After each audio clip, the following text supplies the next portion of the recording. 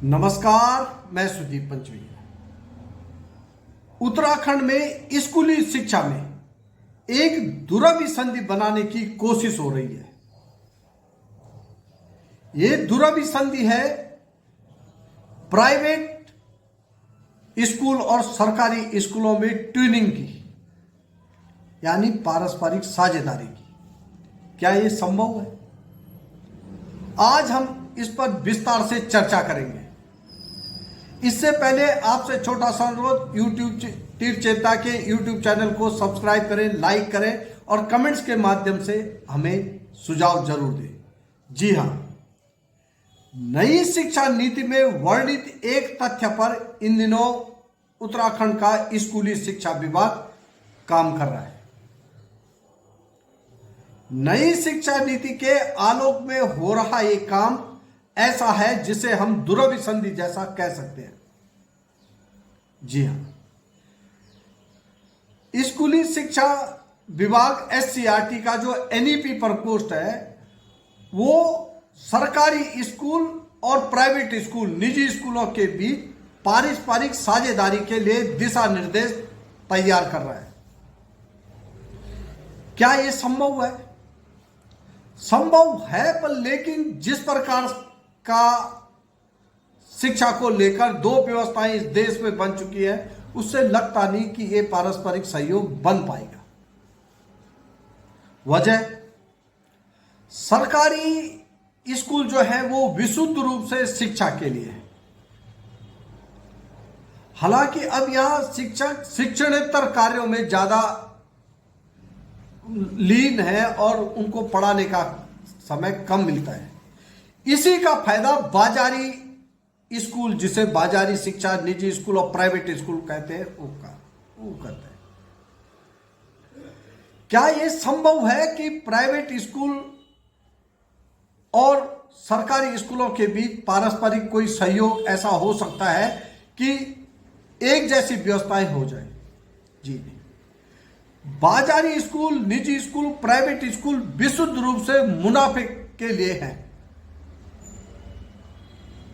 और फरवरी से इनकी जो कवायद होगी एडमिशन को लेकर, एडमिशन माँ बापों की जो परीक्षाएं होंगी, जो अपने नौनिहाल को वहां एडमिशन दिलाना चाहते हैं, वो देखते ही बनती है। ऐसे में आखिर नई शिक्षा नीति के तहत जो कवायद चल रही है, उससे सरकारी स्कूलों को क्या लाभ होगा? विभिन्न तरह के प्रयोगों से घायल हो चुकी सरकारी शिक्षा में ये नया तरह का प्रयोग होगा। आखिर प्राइवेट स्कूलों की क्या बराबरी करना चाहता है शिक्षा विभाग, जो वो अपने सरकारी स्कूलों पर भी लागू करना चाहता है।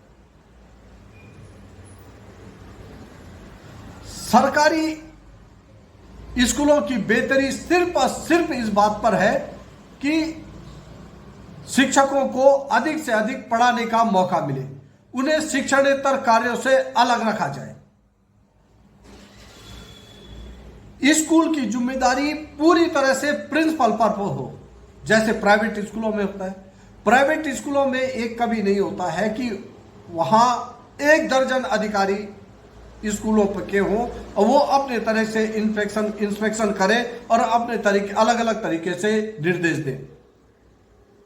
प्राइवेट स्कूलों की सफलता का राज सिर्फ और सिर्फ ये है, वहां प्रिंसिपल जिम्मेदार होता है। प्रिंसिपल जिम्मेदार होता है तो शिक्षक जिम्मेदार होते हैं, शिक्षक जिम्मेदार होते हैं तो माहौल जिम्मेदार होता है। ऐसा सरकारी स्कूलों में नहीं दिख रहा है। 80% से अधिक सरकारी स्कूलों में प्रिंसिपल नहीं है, वहां काम चलाओ व्यवस्था चल रही है। इसलिए जिम्मेदारी का प्रभास इन स्कूलों में नहीं हो पाता है।